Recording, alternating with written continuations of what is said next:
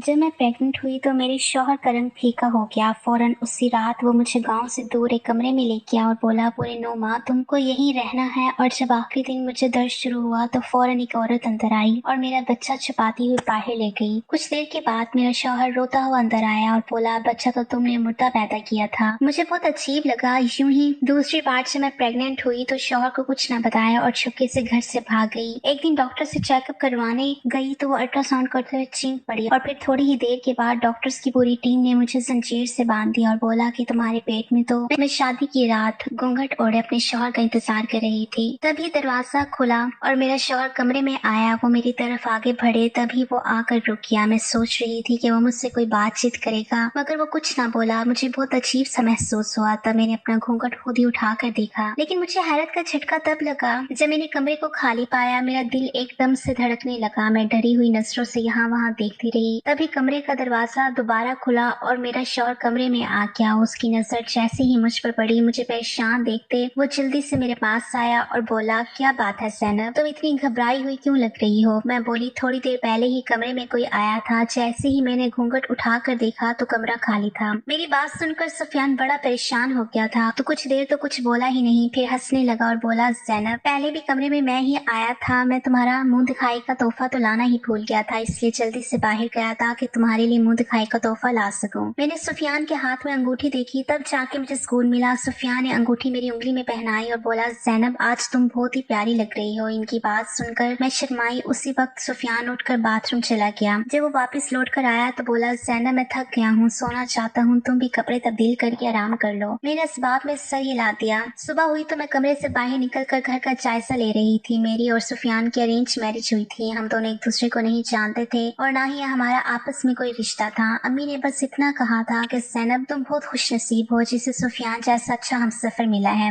जो बहुत अच्छा इंसान है। फिर सबसे बड़ी बात यह है कि उसके आगे पीछे भी उसका कोई नहीं है। माँ बाप दुनिया से जा चुके हैं, बहन भाई कोई नहीं है, वो अकेले ही हर चीज का मालिक है। तब मैं बोली, अम्मी, मेरे शौहर का कोई रिश्तेदार नहीं है, कल को कोई बात हो गई तो उसे कौन समझाएगा? अम्मी मुस्कुराने लगी और बोली कि बेटी, यही तो सारी बात है। रिश्तेदार नहीं है तो फिर वो किसके कहने में आकर तुमसे लड़ाई झगड़ा करेगा, बल्कि पूरी दुनिया में उसका तुमसे ही एक रिश्ता होगा और वो तुम पे जान देगा। बस बेटी, तुम अपने शौहर की हर बात मानती रहोगी तो इंशाल्लाह से कुछ भी गलत नहीं होगा। मुझे अम्मी की बात समझ में आ गई थी, इसलिए मैंने सुफियान के रिश्ते के लिए हाँ कह दी थी और आज मैं उसकी बीवी बनी, उसके घर की मालकिन बन गई थी। मैं घर की एक एक चीज को बड़े ही प्यार से छू कर देख रही थी। हमारा एक छोटा सा घर था, मगर बहुत ही खूबसूरत था। हर चीज बहुत ही अच्छे से सजी हुई थी। चलते चलते मैं घर के पीछे चली गई थी, जहाँ एक छोटा सा कमरा था। मैंने सोचा कि उस कमरे में झांक कर देखूं कि वहाँ क्या पड़ा है। मैं जैसे ही कमरे में जाने लगी, अचानक किसी ने मेरा हाथ पकड़कर मुझे पीछे खींचा था। मेरा ऊपर का सांस ऊपर और नीचे का नीचे रह गया था। मैंने जल्दी से पीछे मुड़ कर देखा तो सुफियान खड़ा था, जिसके चेहरे पर गुस्सा ही गुस्सा था। सुफियान बोला, ज़ैनब, तुम यहाँ क्या कर रही हो? मैं शर्मा कर बोली, अपना घर देख रही हूँ, हर चीज को महसूस कर रही हूँ। मुझे आपके घर की और आपके दिल की मालकिन बनकर बहुत अच्छा लग रहा है। सुफियान के चेहरे पर गुस्सा था और बोला, ज़ैनब, पूरा घर तुम्हारा है, बल्कि अब तो मैं भी तुम्हारा ही हूँ, मगर एक कमरा ना तो मेरा है और ना ही तुम्हारा है, इसलिए तुम इस कमरे से दूर ही रहना। मैं बोली, ये क्या बात हुई? घर में आपका है तो फिर आपके घर में बना ये कमरा आपका क्यों नहीं है? सुफियान बोला, ये मैंने कुछ साल पहले किसी और को रहने के लिए दिया था, उसका सामान इसमें पड़ा है, वो अभी तक लौट कर वापस नहीं आया। जब आएगा तो मैं उसे कह दूंगा कि अपना सामान उठा कर ले जाओ, फिर तुम उस कमरे की मालकिन बन जाना। मुझे बहुत हैरानगी हुई। मैं बोली, ऐसा भी कौन था जिसके लिए आपने ये कमरा अभी तक बंद करके रखा है? फिर सुफियान मजीद गुस्सा होने लग गया और बोला, बस बस, ज्यादा सवाल मत करो, मुझे ज्यादा बोलने वाली लड़कियां अच्छी नहीं लगती। चलो आज के बाद यहाँ मत आना। मैं तो अपना मुंह लेकर रह गई थी। भला ये क्या बात हुई कि ज्यादा बोलने वाली लड़कियां पसंद नहीं? लड़कियां तो हमेशा से ही बहुत ज्यादा बोलती हैं। मैं सुफियान के पीछे पीछे घर के सहन में आ गई थी। तभी दरवाजे पर बेल बची तो सुफियान ने जाकर दरवाजा खोल दिया। जब वो वापस आया तो उसने हाथ में नाश्ता पकड़ा हुआ था। मैं बोली, अरे सुफियान, आपने ऐसा क्यों किया? अब तो आपकी बीवी घर आ गई है ना, अब आपको कोई चीज बाहर से मंगवाने की जरूरत नहीं है। सुफियान बोला, आ जाओ नाश्ता कर लो। हम दोनों ने मिलकर चुपचाप से नाश्ता किया था। मैं सुफियान से नजरें चुरा चुरा कर उसे बार बार देख रही थी। सुफियान बहुत ही खूबसूरत था, इतना खूबसूरत कि अगर उसके चेहरे को देखती तो देखती रह जाती। सुफियान नजरें झुका कर नाश्ता कर रहा था, जबकि मैं उसकी लंबी घनी पलकों को देखती रह गई थी। तभी सुफियान बोला, ज़ैनब, मेरा चेहरा बाद में देख लेना, पहले नाश्ता कर लो। मैं तो एकदम से हड़बड़ा गई थी। मेरी चोरी जो पकड़ी गई थी। मुझे तो इस बात की हैरत थी कि सुफियान को कैसे पता चल गया कि मैं उसे देख रही हूँ। नाश्ता करने के बाद सुफियान सारे बर्तन उठाकर किचन में ले गया और धोकर भी आया था। मैं बहुत खुश थी। सुफियान बहुत अच्छे इंसान थे, मेरा बहुत ख्याल रख रहे थे, लेकिन मुझे इसकी कम बोलने वाली आदत से परेशानी थी। खैर, इसका हल मैंने सोचा था कि मैं धीरे धीरे इससे अपने रंग में लाऊंगी। मैं सुफियान के साथ बहुत खुश थी। कुछ ही माह के बाद मैं हामला हो गई। मैं बहुत खुश थी। मुझे लगा कि जब ये खबर मैं उनको सुनाऊंगी तो वो और भी बहुत खुश हो जाएंगे। इसलिए शाम को जैसे ही वो घर आए, मैं जल्दी से उसके पास गई और बोली, सुफियान, आप बाबा बनने वाले हो। मेरी बात सुनकर सुफियान का चेहरा लाल हो गया था और मुझे फटी फटी निगाहों से देख रहा था। फिर बोला, मुबारक हो मेरी जान, और तुमने तो बहुत अच्छी खबर सुनाई है। जबकि मैं सुफियान का चेहरा पड़ गई थी कि उसे मेरी बात सुनकर बिल्कुल भी खुशी नहीं हुई थी। मुझे इनसे इस तरह की तवक्का नहीं थी। मैं चुप करके अपने कमरे में चली गई। मेरी आंखों से आंसू बह रहे थे। थोड़ी देर के बाद ही सुफियान कमरे में आ गया और बोला, क्या बात है ज़ैनब, यूं बच्चों की तरह क्यों रो रही हो? मैंने कहा, आपको बच्चे की खबर सुनकर खुशी नहीं हुई? इसलिए सुफियान ने मेरे हाथ थाम लिए और प्यार से बोला, मैं बहुत ज्यादा खुश हूँ, मगर आजकल मुझे काम की परेशानी है। मैं जहाँ काम कर रहा हूँ वहाँ थोड़ी परेशानी है। बॉस ने आज ही एक खबर सुनाई है कि इन्हें कुछ वर्कर कम करने पड़ेंगे। मुझे फिक्र है कि कहीं मेरी नौकरी ना चली जाए। मैंने सुफियान के हाथ पर हाथ रख दिया। आप फिक्र ना करें, आने वाला बच्चा अपना नसीब साथ लेकर आएगा। उसके रिस्क का बंदोबस्त करने वाला खुदा है ना, रिस्क देने वाली जात वो है। मेरी बात सुनकर सुफियान मुस्कुरा दिया। उस दिन के बाद सुफियान मेरा बहुत ज्यादा ख्याल रखने लगे थे। मेरी लंबी चौड़ी बातें भी सुनकर गुस्सा नहीं होते थे। मैं किचन में खाना बना रही थी। सुफियान सुबह काम पर गए हुए थे। तब मुझे एहसास हुआ कि सुफियान वापस आ गए। मैं इतनी हैरान हुई और बोली, सुफियान, आप इतनी जल्दी वापस कैसे आ गए? जैसे ही पीछे देखा, सुफियान आया ही नहीं था। मुझे अपनी हालत पर बहुत हंसी आई। मैंने सोचा कि मेरे दिलो दिमाग में सुफियान का प्यार इतना ज्यादा है कि अब हर वक्त मेरे दिमाग में इन्हीं का ख्याल रहता है। शाम में जब वो वापस आए तो मैंने सबसे पहले इन्हें यही बात बताई थी। सुफियान ने अजीब सी नजरों से मेरी तरफ देखा और खुश बिल्कुल भी नहीं हुए थे। मैं खुद घबरा गई कि उनको मैंने ऐसी क्या बात कह दी। कहते हैं ना कि हर बात शोहर को बताने वाली भी नहीं होती। खैर, हम दोनों ने मिलकर खाना खाया। सुफियान बोले, आज खाने के बाद चाय पीने का दिल कर रहा है। मैं जल्दी से उठकर बोली, मैं अभी बना कर लाती हूँ। तभी सुफियान ने मेरा हाथ थाम कर मुझे बिठा दिया और बोले, नहीं नहीं, तुम बैठो, आज मैं तुम्हें अपने हाथों से चाय बनाकर पिलाऊंगा। मैं मुस्कुराने लगी थी। सुफियान उठकर किचन में चले गए तो मैं अपनी बातों में खो गई थी। थोड़ी देर बाद ही सुफियान चाय लाए तो हम बातें करते करते चाय पीने लगे। मुझे नींद आ गई तो मैं सोने के लिए चली गई, जबकि सुफियान टीवी पर खबरें देख रहे थे। मैं ऐसी गहरी नींद में पहले कभी नहीं सोई थी, क्योंकि हामला होने की वजह से मुझे रात को उठकर बाथरूम में जाना पड़ता था। सुबह 5 बजे के करीब मेरी आंख खुली तो मैं जल्दी से उठकर बाथरूम में चली गई। जब मैं वापस आई तो मुझे सुफियान नजर नहीं आए थे और वो रात भर कमरे में आए ही नहीं थे। मुझे इस पर गुस्सा आया कि सुबह ऑफिस भी जाना है लेकिन अभी तक खबरें लगा कर बैठे हैं। मैंने सोचा कि खुद ही जाकर इन्हें बुला लाती हूँ। मैं जब कमरे से बाहर निकली तो हॉल भी खाली पड़ा था, टीवी भी बंद था। मैं बहुत परेशान हो गई कि आखिर सुफियान ने इतनी रात को मुझे कुछ बताया भी नहीं, कहाँ जा सकते हैं। मैं सहन में गई तो वो भी खाली था। मेरा दिल घबराने लगा। तभी मेरी नजर घर के आखिरी वाले कमरे में गई। उस कमरे में से रोशनी आ रही थी। मुझे अजीब सी खुशी हुई थी कि सुफियान के मेहमान वापस आ गए हैं, जिसका सामान चंद सालों से उसी कमरे में पड़ा था। मैं जल्दी जल्दी घर के पीछे जाने लगी। मैं कमरे के बाहर खड़ी थी। अंदर से सुफियान की आवाज आ रही थी। वो कुछ कह रहा था और रो रहा था। मैं बहुत परेशान हो गई। जैसे ही मैंने कमरे में जाने के लिए कदम आगे बढ़ाया, अचानक ही कमरे के अंदर अंधेरा हो गया और सुफियान बाहर निकल आया और मुझे देखकर बहुत गुस्से में आ गया था। उसने मेरा हाथ पकड़ा और मुझे घसीटता हुआ सहन में ले गया और बोला, ज़ैनब, मैंने तुम्हें मना किया था ना, फिर तुमने मेरी बात क्यों नहीं सुनी? तुम वहाँ क्यों आई थी? मैं बहुत डर चुकी थी। मैं बोली, सुफियान, आप कमरे में नहीं थे, मुझे आपकी फिक्र हो रही थी। कमरे से बाहर आई तो आप हॉल में भी नहीं थे। जब मैं बाहर गई तो देखा उस कमरे से आधी रोशनी आ रही थी, तो सोचा कि आपका मेहमान वापस आ गया है, इसलिए वहाँ आ पहुंची। सुफियान मुझे कमरे में ले आया था। मैं वो बोला, ज़ैनब, कितनी बार बकवास की है, उस कमरे के इर्द गिर्द मुझे तुम नजर ना हो, तुम इस बात को समझ क्यों नहीं लेती? उस दिन के बाद मैंने कभी उस कमरे के बारे में सोचा भी नहीं था। दिन गुजरते गए और मेरी डिलीवरी का वक्त आ पहुंचा।